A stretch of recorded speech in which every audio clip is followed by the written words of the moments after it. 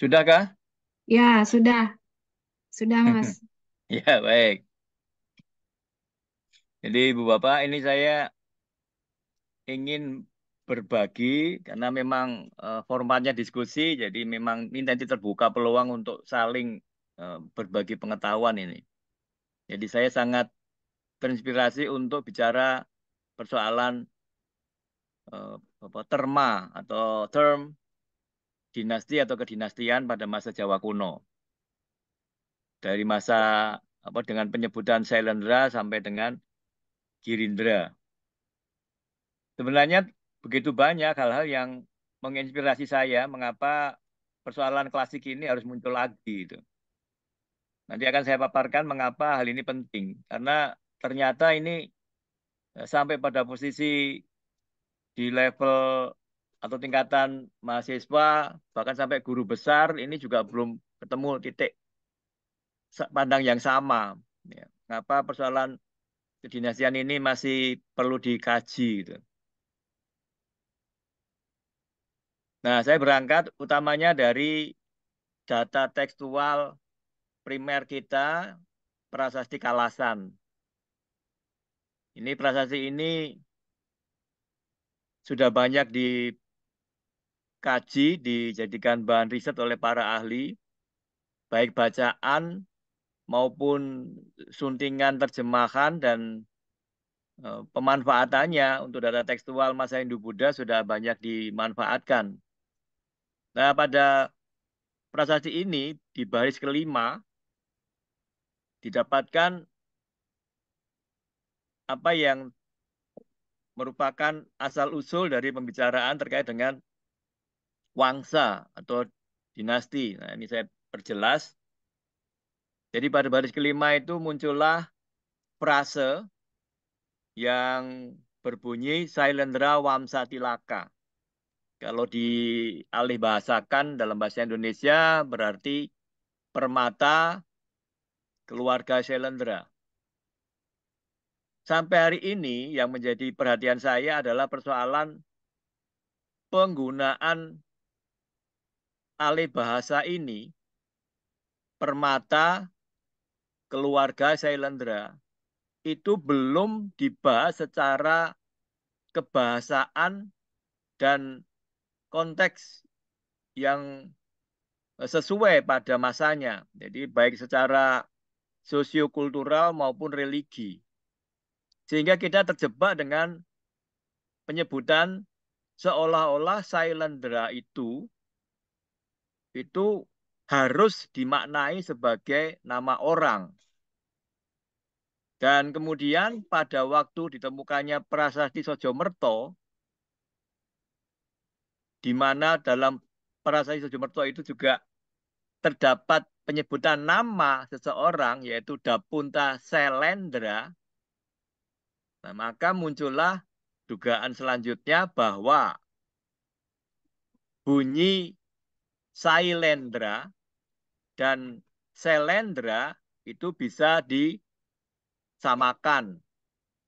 Walaupun secara kebahasaan Saila Indra yang kemudian digabung menjadi Sailendra dan Selendra yang diduga adalah gabungan dari Saila dan Indra juga,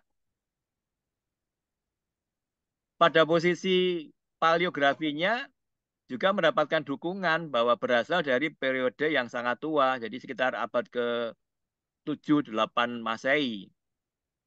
Nah, ini menurut saya harus dikaji kembali. Karena bagi saya, kalau penyebutan Sailendra itu nama dari suatu keluarga atau nama seseorang, tentu ada bagian depan juga yang mewakili bahwa nama itu adalah nama bagi seseorang gitu. Tapi kita lihat di sini konteks kebahasaannya jelas sekali. Permata keluarga Sailendra. Nah, kita harus mencari tahu Sailendra ini sebenarnya apa maksudnya. Apakah tetap Sailendra yang artinya nama, atau dia sebenarnya adalah Saila dan Indra yang bisa diartikan secara spesifik. Saila itu artinya adalah gunung, Indra adalah pemimpin atau dewa. Jadi kalau dari upaya pemahaman secara tekstual, Sailendra ini bisa bermakna Raja Gunung. Ya. Nah, nanti kita akan bahas itu lebih lanjut berikutnya. Tapi yang jelas ini adalah salah satu prasasti yang menginspirasi saya untuk mengangkat kembali isu ini. Di samping juga ada prasasti berikutnya, yaitu prasasti Wanua Tengah Tiga, yang sangat inspiratif terkait dengan persoalan kedinastian di Jawa. Sementara kita juga harus tahu bahwa dalam bahasa atau kosakata Sanskerta, kata Wangsa itu juga mempunyai padan katanya, yaitu kula. Kemudian ada lagi kosakata lain yang berdekatan dengan itu, yaitu wardana. Nah, jadi nanti kita akan perbincangan itu lebih lanjut.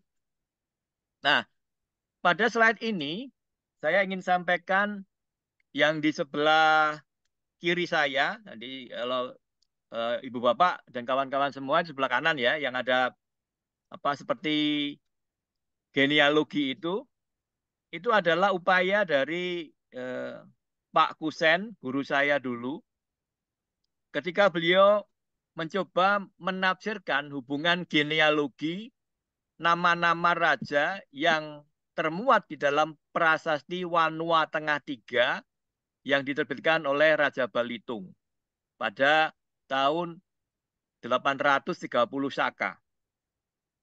Nah, pada bagan genealogi ini sudah andai kata bisa dibaca garis-garis itu dengan nama-nama yang ada, maka sebenarnya sudah menimbulkan keraguan bagi saya pribadi untuk melakukan klaim bahwa raja-raja yang tertuang di situ secara berurutan masa pemerintahannya berasal dari satu rumpun keluarga. Yang paling atas itu Sanjaya. Sebenarnya dalam prasasti Wanua Tengah Tiga tidak muncul nama Sanjaya, melainkan Rahyang Tari Medang. Nah, Rahyang Tari Medang itu karena posisinya dia lebih senior dibanding Rake Panangkaran atau Rahyang Taihara, maaf, Rake Panangkaran, maka diduga kuat bahwa Rahyang Tari Medang itu adalah Sanjaya. Sebagaimana disebut dalam prasasti Mantiase dengan sebutan Sanjaya Sang Ratu I Medang. Sanjaya Sang Ratu Mataram. Nah, persoalan berikutnya adalah raja-raja yang memerintah setelah Sanjaya ternyata dengan garis-garis genealogi pemerintahan atau kekuasaan yang ditafsirkan oleh Kusen itu menunjukkan bahwa banyak di antara mereka itu bahkan sebenarnya bukan orang-orang yang berhak atas tahta. Artinya, berulang-ulang terjadi bentuk kudeta, pengambil alihan kekuasaan, baik secara berdarah maupun tak berdarah, itu terjadi pada masa itu. Dan ini menimbulkan keraguan bagi saya untuk terus menyebut bahwa itu adalah satu dinasti atau dua dinasti. Gitu. Nah, sementara kalau kita teruskan, hanya dari prasasti Wanua Tengah Tiga sampai dengan posisi raja yang menerbitkan prasasti yaitu Balitung, semakin jelas bahwa Balitung itu bahkan dia orang yang sama sekali tak punya hubungan darah apapun dengan raja sebelumnya, yaitu Wungkal Humalang. Dalam prasasti Mantiase diketahui bahwa rupa-rupanya Balitung itu mengambil posisi sebagai raja karena dia menikahi putri mahkota dari Wungkal Humalang.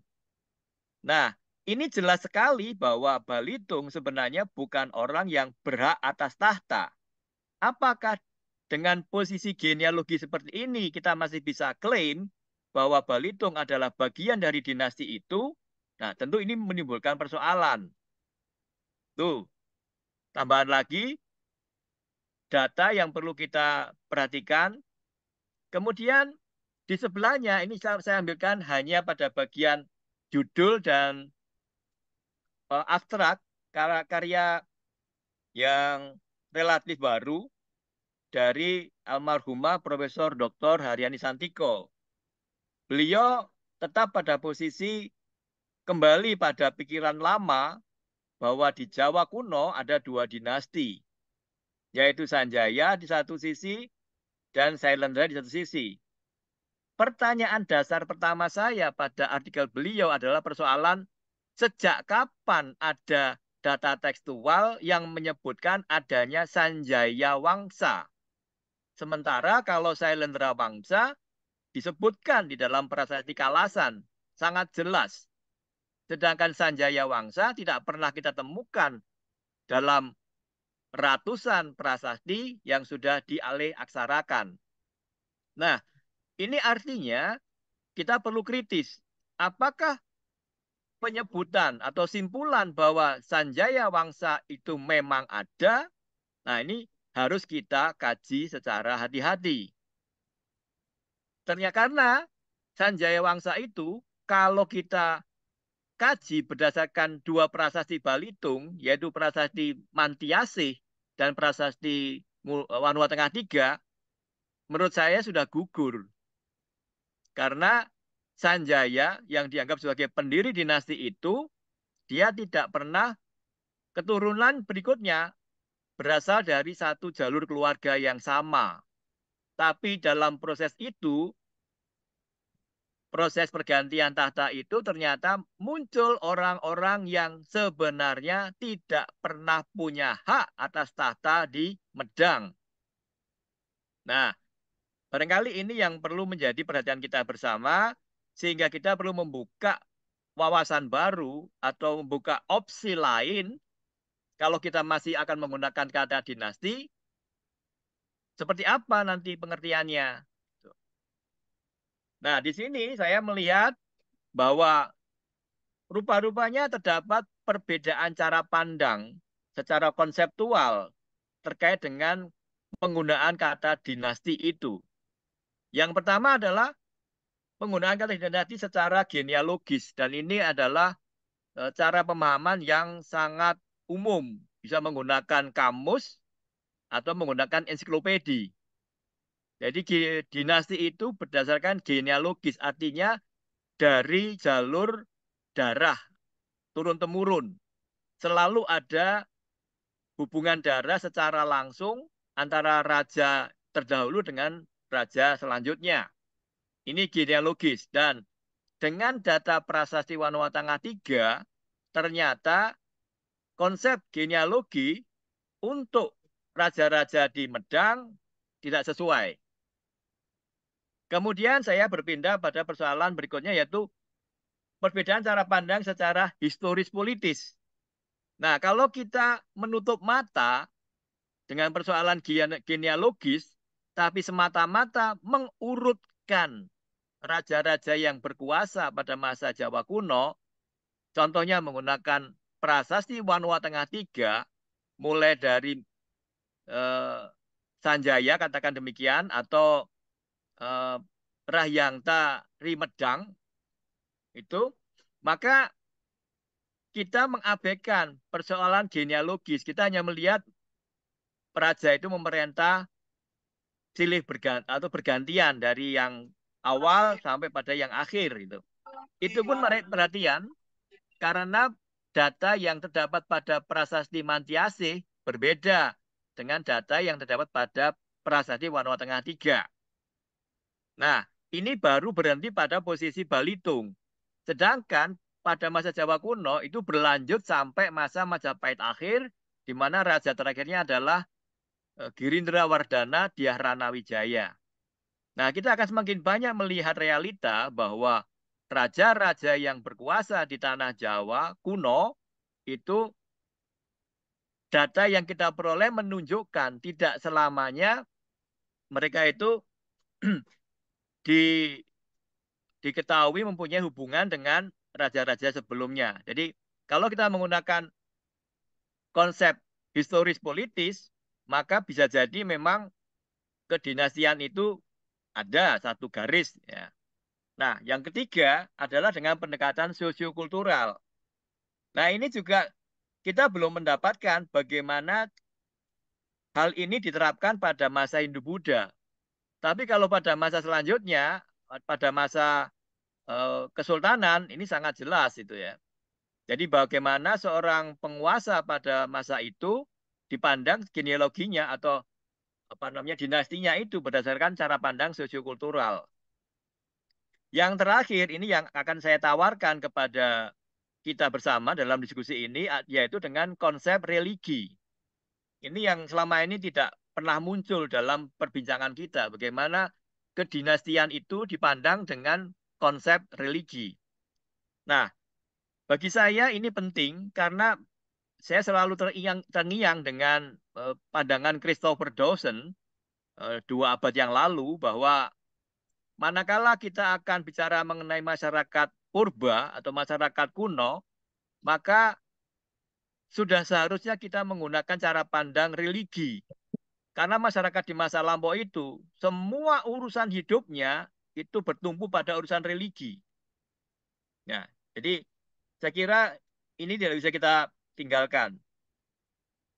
Nah, di sini saya kemudian pilahkan di sini ada satu dengan terma sebutan, yang kedua termanya adalah nama-nama raja.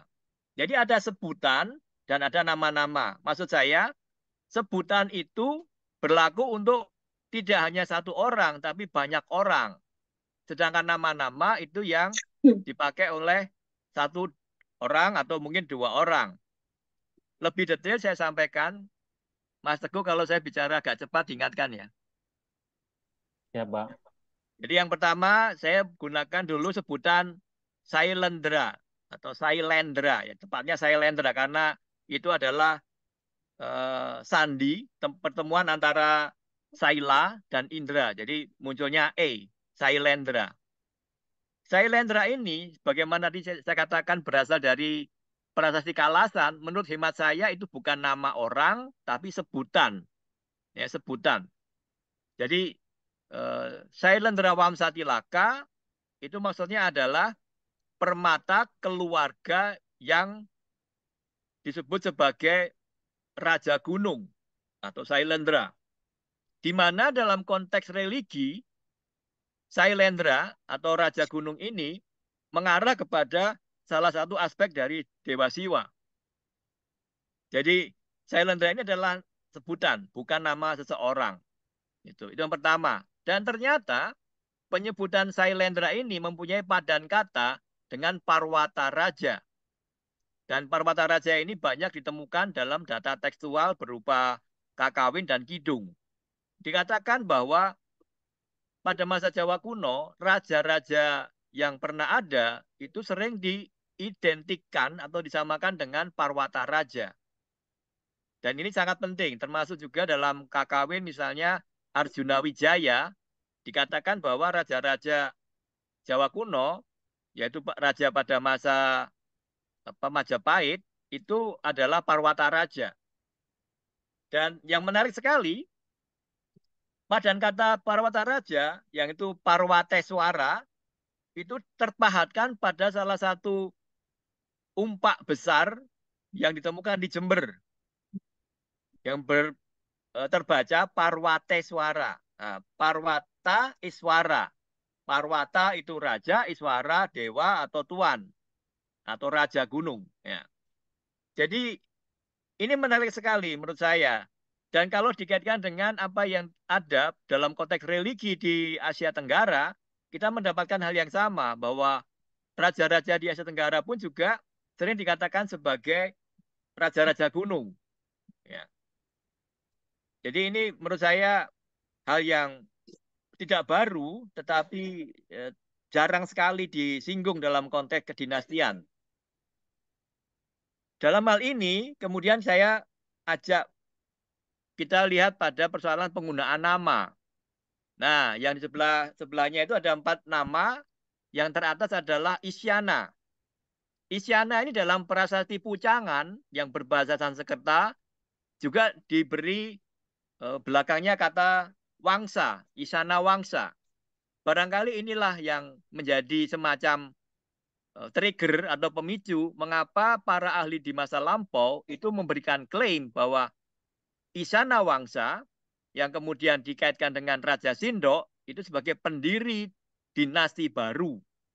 Dan ini sebenarnya secara arkeologis dan epigrafis tidak sesuai. Karena sebenarnya Sindok sendiri ketika dia mulai berkuasa di wilayah Medang, Ibumi Mataram, dia juga termasuk orang lain sama sekali ya. Jadi nama Sindok itu yang kemudian diberi julukan Isyana sudah disebutkan sebagai pejabat tinggi pada masa Raja Tulodong. Raja Tulodong tidak digantikan oleh putra mahkotanya yaitu Ketujaya atau Ketuwijaya, tapi digantikan oleh orang lain yaitu bernama Rakelayang Dyahwawa atau Rake Sumba Dyahwawa. Yang menarik lagi pada masa Raja Wawa ini nama Sindok muncul lagi juga sebagai pejabat tinggi, sebagai mantri. Nah, ini menjadi tanda tanya. Apakah ada peran penting bagi si Sindok ini sehingga Wawa bisa naik tahta? Bukan putra mahkota Tulodong yang naik tahta, tapi Rake Pangkaja atau Rake Sumba Dyahwawa yang naik tahta. Nah, kelihatan kita bisa menduga bahwa kemungkinan ada kudeta di situ. Kalau ada kudeta, artinya belum tentu orang yang meraih tahta berikutnya adalah satu garis keturunan. Apalagi kemudian Sindok yang kemudian menggantikan Wawa. Hanya dalam waktu 1 tahun, kemudian Wawa tidak memerintah, tapi digantikan oleh Sindok. Nah, penyebutan kata Isyana di sini menarik perhatian saya karena kalau kita kemudian menggunakan kamus Sanskerta, ternyata kata Isyana itu juga merupakan satu aspek nama dari Dewa Siwa sebagai Dewa Gunung. Nah, itu perlu kita catat pertama. Yang kedua adalah Rajasa. Ada paling tidak 2 nama raja yang menggunakan kata Rajasa, sebenarnya lebih, tapi 2 yang saya tonjolkan. Yang pertama adalah yang sering dikatakan mendirikan Kadatuan Tumapel. Ya, Kadatuapel. Yaitu sebutannya adalah Ken Angro, sang Rajasa, sang Amurwa Bumi. Nah, dia namanya menggunakan Rajasa. Kemudian pendiri kerajaan Majapahit atau namanya adalah Kertarajasa Jayawardana. 2 rajasa ini jelas sekali dia bukanlah nama pribadinya, tapi itu adalah nama penobatan. Dan ketika dia menjadi nama penobatan, kita harus cari tahu lagi, mengapa menggunakan kata rajasa? Ternyata dari kamus juga diketahui, rajasa adalah aspek nama lain juga dari Dewa Gunung. Kemudian pada masa akhir-akhir Majapahit muncul 2 penguasa lain yang menggunakan nama berikut yaitu Girisa. Nah, Girisa ternyata sinonim dengan Girindra, yaitu Raja Gunung. Giri adalah gunung, Indra adalah dewa atau raja, Raja Gunung. Nah, dari sini kita kemudian bisa mendapatkan masukan bahwa penyebutan suatu keluarga dengan menggunakan penyebutan Sailendra atau Parwata Raja atau Parwateswara itu ternyata bisa mewakili mewakili kumpulan yang lebih luas. Jadi tidak hanya orang per orang gitu. Sedangkan kalau kita kemudian melihat penggunaan nama Isyana, Rajasa, Girisa, dan Girindra itu yang ternyata secara tekstual juga bisa dialamatkan kepada dewa-dewa gunung, maka sudah sepantasnya menurut hemat saya kita tidak lagi menggunakan pendekatan genealogis, pendekatan sosiokultural, ataupun pendekatan apa yang lain, tetapi lebih tepat menggunakan pendekatan religi. Bahwa kalau kita akan bersikukuh dengan penyebutan kedinastian pada masa Jawa kuno itu adalah dinasti dalam pengertian bukan genealogi semata, tetapi karena cara pandangnya religi. Setiap raja yang berkuasa, dia adalah dewa gunung atau raja gunung. Dan itu berlaku tidak hanya di Nusantara, tapi juga di Asia Tenggara. Bahkan juga di negara asalnya, yaitu dari India juga demikian. Nah, supaya tidak terlalu lama, saya ingin kemudian simpulkan bahwa menurut hemat saya, harus ada definisi yang jelas tentang terma, dinasti, atau kedinastian itu sendiri. Tidak sekedar mengikuti apa yang sudah ditulis oleh para ahli terdahulu, yang sangat jelas titik lemahnya, tidak pernah ada definisi dari penggunaan kata dinasti atau kedinastian yang mereka gunakan. Sementara yang terjadi adalah data yang kita peroleh, baik data tekstual maupun data epigrafi, itu tidak mendukung kalau hanya menggunakan satu cara pandang, yaitu misalnya konsep genealogis. Ya. Karena ternyata tidak terdukung dengan data dari masing-masing raja yang pernah memegang tampuk kekuasaan itu. Barangkali itu bagian yang saya ajukan sebagai pemancing atau pancingan kepada teman-teman diskusi. Mudah-mudahan ini bisa menimbulkan gairah baru untuk kembali kita tidak sekedar mengikuti apa yang sudah ditulis oleh para ahli terdahulu, tapi tetap menjaga bagaimana berpikir kritis. Demikian, Ibu dan Bapak, kurang lebihnya mohon maaf. Wabillahi taufiq wal hidayah. Wassalamualaikum warahmatullahi wabarakatuh.